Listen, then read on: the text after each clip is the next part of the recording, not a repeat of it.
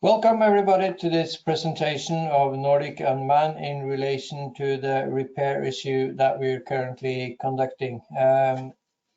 You may ask questions in writing, and we will address those questions at the end of the presentation. We have scheduled this to last around 35-40 minutes.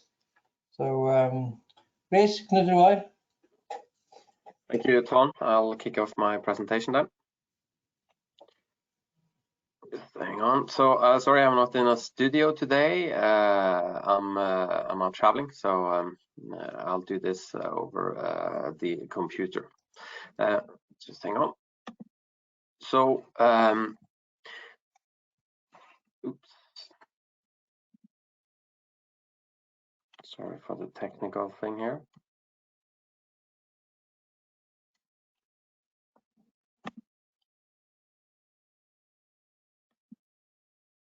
Do we see the presentation fine, or we do the presentation mode? I'll give an introduction and talk a bit about the market and obviously about Nordic Unmanned and the plans we have for the future as well. So first of all, this might be familiar to many of you as our shareholders. So just a recap on where we were in Q3. So we are continuous the growth, the strong growth that we have. Q3 was a steep growth quarter.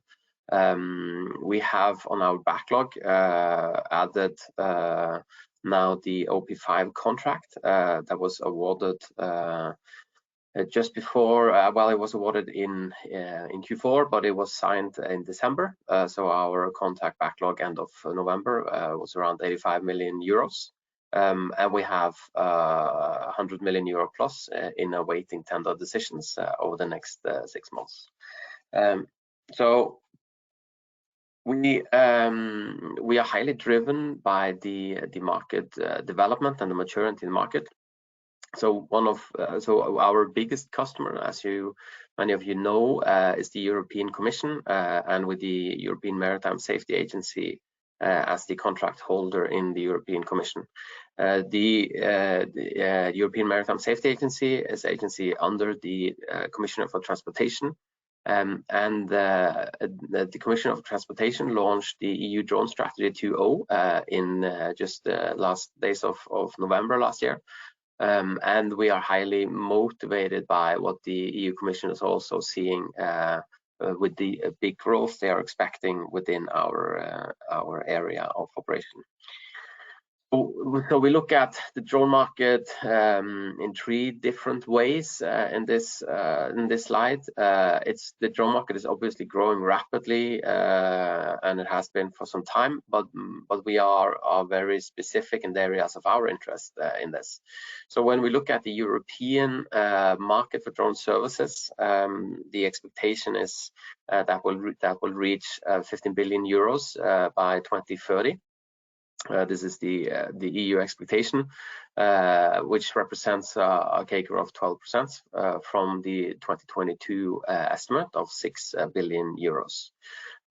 In the deliveries market, or the logistical market, as we've been referring to before, there are a lot of different data to be looking at. This columns here are coming from McKinsey. With the expectation of growth that we are seeing here in number of deliveries. Our focus in this area has been and will be towards large companies within the energy sector or governmental entities that has a high need and a high willingness to pay in this market. So that will continue to be a focus for that side. And for the defense side of the market, we are seeing an enormous increase of spending on the defense side. This is reflected here in the US programs based on the latest budget planning and expectations in the US. So we are talking about the enormous growth that we're seeing. And we're not surprised about that. We talked about that before. We were in the beginning of the year a lot more optimistic about how quickly the different defense organizations are adapting to the new reality that drones is something they will need and is very important for them, and this will be a key part of defense investments and spending in future. But we are seeing that now slowly changing, with more focus on this from our existing customers, and a lot more strategic focus on it on the budget planning and strategic planning side. So if we look at the investment highlights, we are the number one operator of large high-end drone systems. The market is growing rapidly across the segments that we have positioned ourselves in. We have a strong position in Europe, both as operator and as a technology provider, which gives us a good platform for our expansion into the Americas. We have significant operational experience, which has high value for us when we are moving into commercial conversations, as our competitors don't have the same sort of experience. So the permit to fly beyond visual line of sight is absolutely crucial to us. And lately we've also added our drone in a box operations under that as well. We are a trusted partner to the European Maritime Safety Agency, the national coast guards that we are working for under those contracts, with Bundeswehr in Germany, for Lockheed Martin and Equinor. As I said, we reported record high quarterly revenues as of Q3, and we are expected to be profitable and cash positive from operations in 2023. That's absolutely crucial for us, and it's something that we're working with every day, and it's also reflected in our budget planning and our operational planning for the year, obviously. So we had flagship contracts with both EMSA and Lockheed Martin in December 2022, and the Lockheed Martin contract was started the first days of this year. So it's something that we are currently working on as we speak. And we're looking at the high value tenders decisions over the next 6 months. So look at the drone as a service side of our business. Obviously, this is the area where we have done most of our investments in the drone fleet, and we're giving you a more detailed contract overview of the different contracts that we have been working on and are working on. So we have these are the 5 contracts that is currently active for us with EMSA. 2 of them are historic contracts that are in the end of their life. So the OP1 contract is the replacement contract for OP10. On that contract structure, we have now around 12 vessels where we're leasing out equipment and participating in drills and exercises and are on 24/7 emergency preparedness.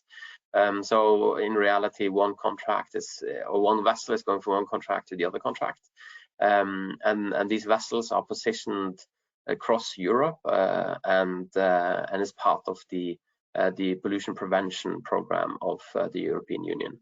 The OP12 contract is the emission monitoring contract that we've been working on for 4 years, which is ending now. Then the OP46 contract is the contract we started on in 2022, and we have been flying in Finland, Estonia, and Latvia on that contract last year. And the OP5 contract is the latest awarded contract, and that contract takes us into second quarter of 2027. So for us, when we plan our operations and when we plan the year, to have a very strong contract and long contract backlog is extremely important for us. So this year, the most important contract as far as production is concerned is going to be the OP46, and we're going to use a lot of the same equipment on OP46 and on OP5. But for a production point of view, it's OP46 that will have a huge scale up in production this year. But going into the bullet points here, the capability of being able to fly beyond visual line of sight is absolutely crucial. It adds a lot of data to the customer, but it's also for us from a revenue point of view, you can't really scale the type of operation we're doing if you can't fly beyond visual line of sight. And we're seeing that when we're seeing into other markets, that before there is a robust regulation in place, you can't scale beyond visual line of sight, and then the industry is waiting for that to happen. Still, there are very few other operators in Europe that has the combination of the light on UAS operator certificate and the operations beyond visual line of sight that we have. So we have very demanding customers. They are expecting a lot from us, and they should. So they are Coast Guards and governmental agencies. And their demanding side is all related to the data side of it. So they are expecting to be receiving the agreed data within the agreed latency of data, which in most cases are not more than 2 seconds of latency on the data. So we use our sophisticated sensors for this. So the sensors that we are using, it's electro-optical and IR, classical drone sensors, but it also includes the synthetic aperture radar, which gives a wide area scan, a maritime scan when we're flying. And we fuse that with AIS data from the vessels in the area. And then we use the electro-optical sensor to verify interesting findings on the synthetic aperture radar. And then also we do the pollution monitoring, oil detection, and so on with the use of these different sensors. So the framework contracts are stretching quite long for us now. We have a solid base. The pilots and technicians, some of you have seen that we are flying in Denmark now and training and making them ready for this season, and especially on the Aerosonde. We are a trusted partner of Lockheed and Textron and Schiebel for these different systems. And we're also developing further the offshore logistics. We haven't announced anything new there lately, but that doesn't mean that we're not maturing that side of it as well, with a focus on the North Sea and Brazil. On the proprietary technology side, there's another side where we have done significant investments last couple of years, both in technology development, but also acquisitions of a robot and drone matrix. So a robot based in Ansbach, we have now around 40 employees down there.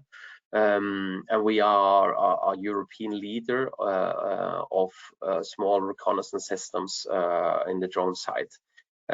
We hold 2 certifications, the ISO 9001.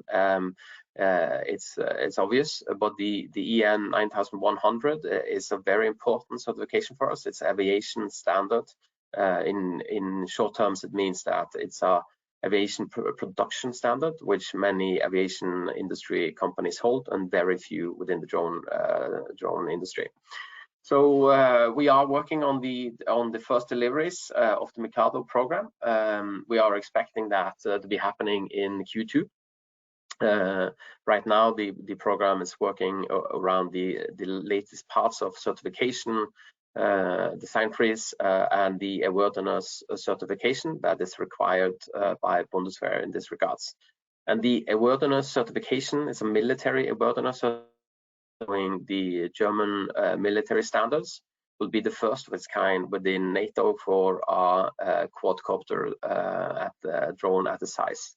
And that is highly interesting for us commercially, because we know many of the NATO allies are looking at each other's certification processes and are accepting the other allies' process.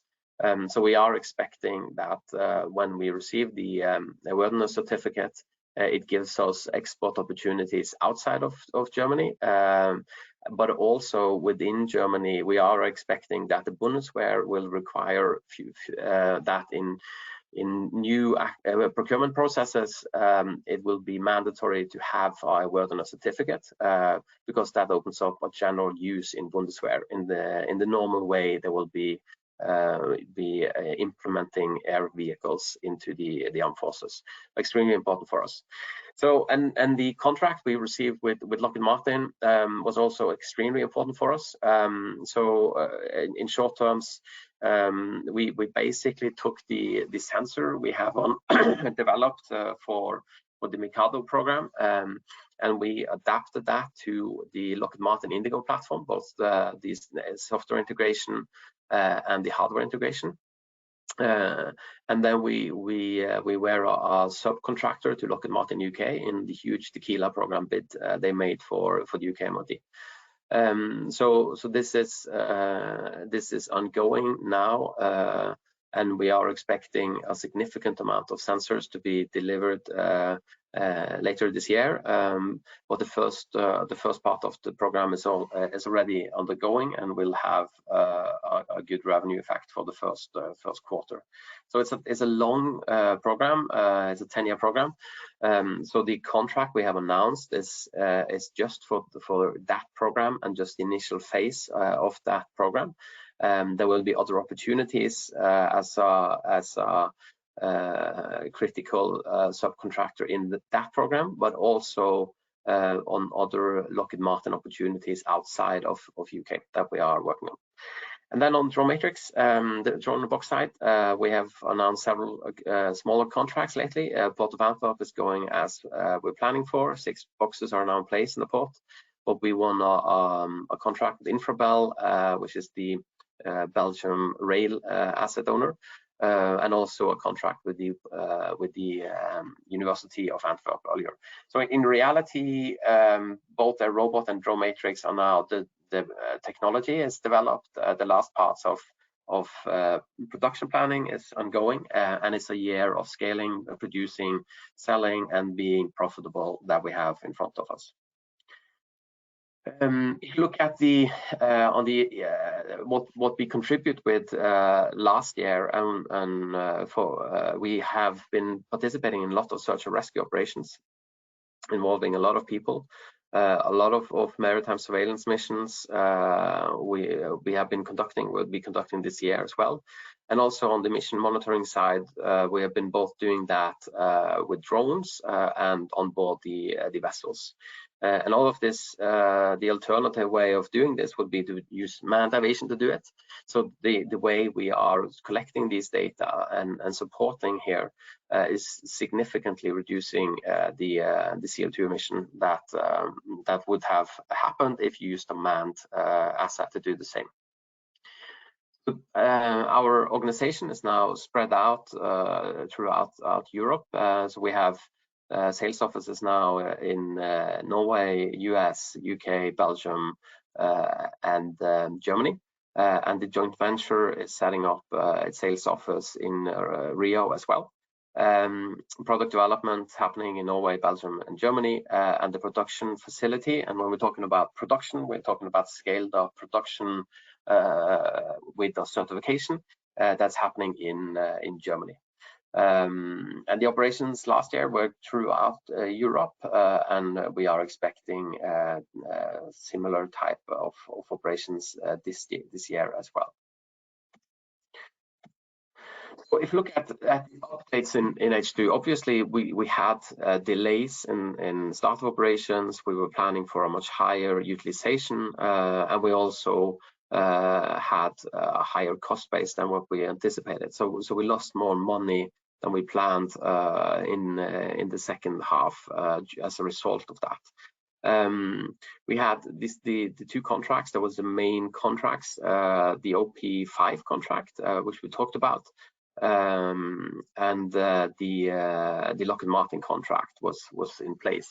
The Lockheed Martin contract is something we worked with for almost 2 years, so it was a big win when we got that in. So we had a successful year on demonstrating offshore capabilities, even though we thought it would be simpler, quicker, and bigger. But we are pushing on for the next phase of this. But we have built a lot of capacity in-house for this year, and in reality, with the Mercator program, both on the technology side, planning for production, and securing all components to deliver on the contracts, as well as we've seen prices increasing on components, and we've seen also accessibility of components being sometimes very challenging. But we are expecting a significant tender activity, and that will materialize as well for this year. And also we have high expectations of the outcome of our US potential as well. So we have positioned the company for a long-term growth for some time. We're now positioning the company for a long-term profitable growth as well. So we're coming out of 22 with a lot of flight hours, and now mastering the Aerosonde operations, understanding how we plan and how we make money on this. We have new contracts, and we have strengthened the capital structure as well. Going into this year, the focus is to delivering on current backlog. We have a significant backlog, and we need to keep the focus on delivering everything on the backlog, both what the expectations and our external profit planning as well. There are some imminent tenders that we are hoping to secure.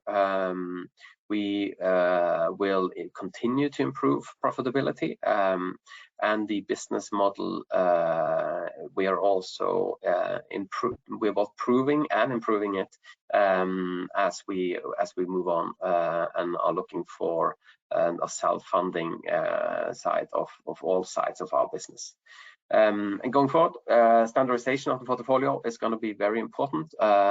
So we don't want to develop when we have technology that is mature, ready, and industry leading. We want to expand the sales of that and find new customer for that. So that is a big part of our planning. So we are targeting positive cash flow from the mid of this year. So we have revenue effect from sales of drone and inventory. We have ramp of operations, which means training that is happening in January and February, and some in March that we are investing in. And we are expecting operations with the large system to commence in March, with the next one to start in April, and with the third one to start in beginning of May. So the high season for us will be in Q2 and Q3, with the start of our operations now in March, and also operations lasting into Q4 as well. But there's going to be a very busy period in the high season this year. So we are ramping up production, we are ramping up deliveries of systems, and delivering on the existing contracts in Q2 and Q3 and Q4. And we are improving and growing positive cash flow from operations throughout the year. So we have a short-term detailed focus on delivering on the EMSA contract, securing equipment and financing for that. We are delaying or finding other ways of doing investments if we can. So we want it just in time, and not earlier than needed. We are supplying and looking into how we can expand what we are supplying as well to our existing customers and existing OEM customers. And we will continue to grow that. But we have high priority on the short term on the sales and distribution side, and we're not entering into any new R&D development project unless they are fully funded by partners. So we're not entering any opportunistic development projects at this time at all.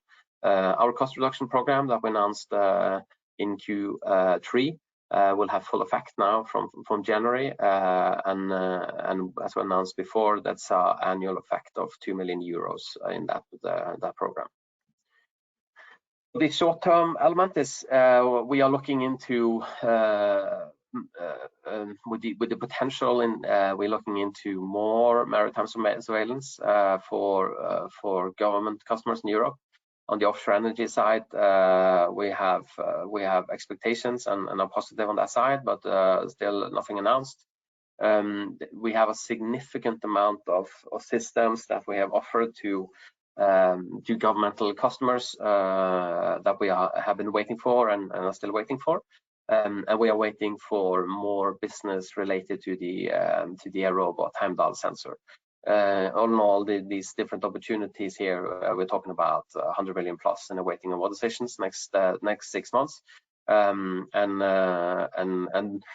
as before, there's a balance between keeping you guys informed about what's going on, and also some of these things are sometimes delayed, but that's a snapshot of how we see it as of now. So if you look at the development of the company on the rolling revenue side, we have a positive trend, and I had it for some time. Also on the improvement of our profitability in Q3 compared to the other quarters, we are improving that, and we are good on track on getting into positive EBITDA later in this year. And when this year, we basically means before mid-year we will be there. And on the salary and revenue side, sorry, we are getting more revenue out of the salaries that we are spending, and that will continue to happen into this year as well. Looking at what we have spent so far, this is the balance sheet from end of Q3. We have spent significant amounts both on our drone fleet and investments in our daughter companies and investments in technology. So this year we are both adjusting the fleet that we have invested in to be balanced with the contract structure that we have. We are also getting the benefit of the investments we have done on the technology side, with a steep growth on the technology business, with also the profitability that follows when you are the owner of the technology. So it's a year for harvesting on the technology side, and it's a year of improvement and consolidation and scaling on the aircraft side of it. So the equity ratio was 50%, and as you can see, we have the challenge with having governmental customers is that the payment terms is not something we can dictate, and sometimes those payment terms are pretty long. So the receivables here is all related to that in reality. So we are aiming to grow a lighter capital base as we go forward, both with the fleet adjustments that we are looking into, a smarter way of investing in the fleet, a smarter way of handling the fleet, so just in time, both on the investment side, on the spare part side, on the maintenance side of the fleet, and also we are exploring if there are new ways of financing the fleet besides the very capital intensive way of financing we have now. So we see we look into different opportunities for that. Okay, so I think that was my presentation. I promised 30 minutes, and I think we made that. So I'm very happy to answer your questions if you have any, and please let me know. Thank you very much, Knut Roar. The question function is on the chat on the right-hand side, and the questions can be seen only by us.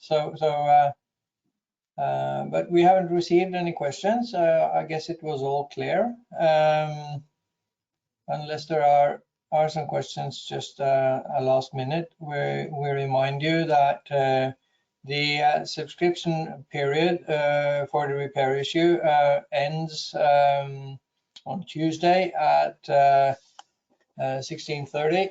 And if you have any questions, you can contact either Pareto or SpareBank 1, and we'll be happy to assist you.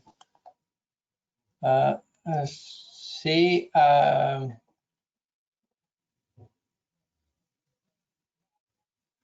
yeah, there are two questions. Kind of one question being, what's the chance of another share issue with significant discount in 23? Unfortunately, we cannot answer that. That will have to be based on your own analysis, but it's certainly not something the company is planning for.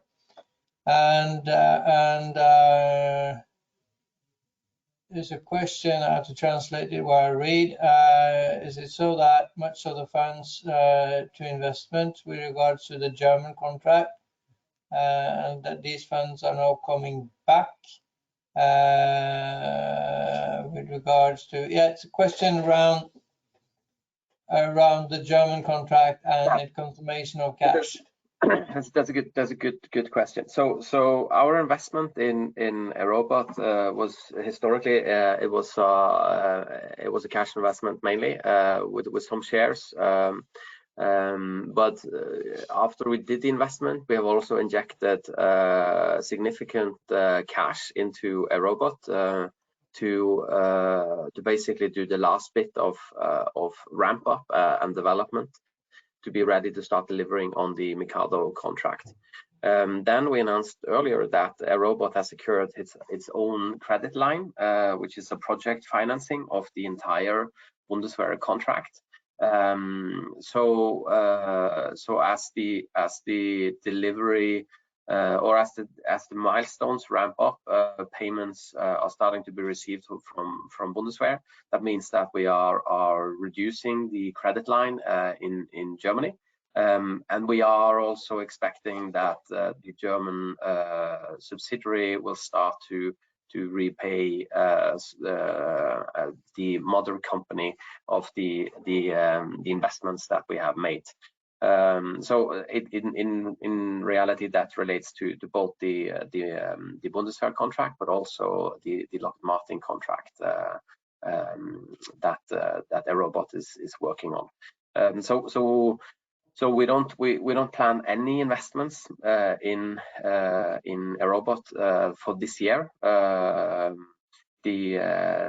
Or any significant investments is more small things. And this year it's all about getting the production on the existing contract done. So delivering according to the quality and the agreements on the contracts, and then scaling the production accordingly. And then the commercial side, it's selling to new customers products that are related to the existing contracts, which are now mature technology at the TRL 9 level, and also world leading technology. It was a long answer. Yeah, we have a few other questions as well. A few of those are relating to new capital increase, etc. The company is not planning any capital increase in 23 beyond sort of the repair issue they're currently conducting. So I think I just answered that. Could you try to elaborate a little more on the 2023 ambition with regards to the logistics sector? Yeah, so we have been very optimistic about the logistical sector for some time, and for this year we are still optimistic. It's driven around oil and gas, because we need customers that has the willingness to pay that gives us a reasonable margin of going into something new and unexplored like this. So we're not planning to do any opportunistic investments or opportunistic market approach unless we have a customer that wants to go in that direction. So on the flip side of that, the reality is that this market is the oil and gas logistic market with drone. We are the leader there. There are very few others that has been in that market, and we think that that we are a go-to for many of these clients. From a budget point of view, it's not a make or break it for us at all. What is happening in that side of the business this year? It's something we think could be very interesting. But also we respect the fact that the implementation of changing way things are working also takes time, and we don't want to take the risk from a budget point of view of how long time it's going to take.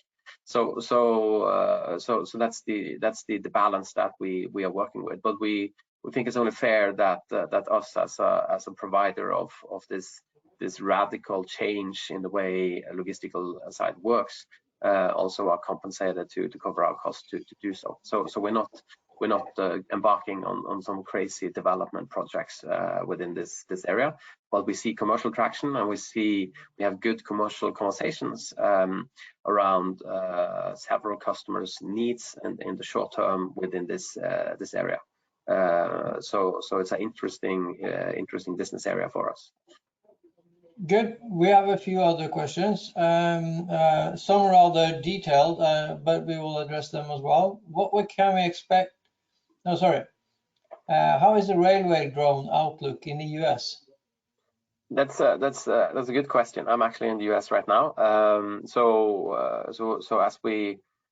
as we announced earlier, we have done a trial with one of the largest rail operators in the US, and we did that trial last year, and now we are looking into what's the next phase of that. So the outlook it's actually it's interesting, and again our approach is that we are not we have invested in developing the platform to this point, and we are prepared to continue to do that investment if we have a customer that is willing to embark on that journey commercially, and that is what we are actively chasing, and that is we also see commercial traction in that direction. So let's see how quickly that's going to happen. Again, it's not a make or break for us in our budget, but it's definitely a very interesting area based on the commercial traction that we are receiving from these very large potential customers. Good. Yeah, we have a few more questions that we try to address. When can we expect a transfer or move to the main list on the stock exchange? Yeah, we have we gave an update on that during Q3, and we will give a new update on that on Q4, so which is in less than 2 weeks time. I'm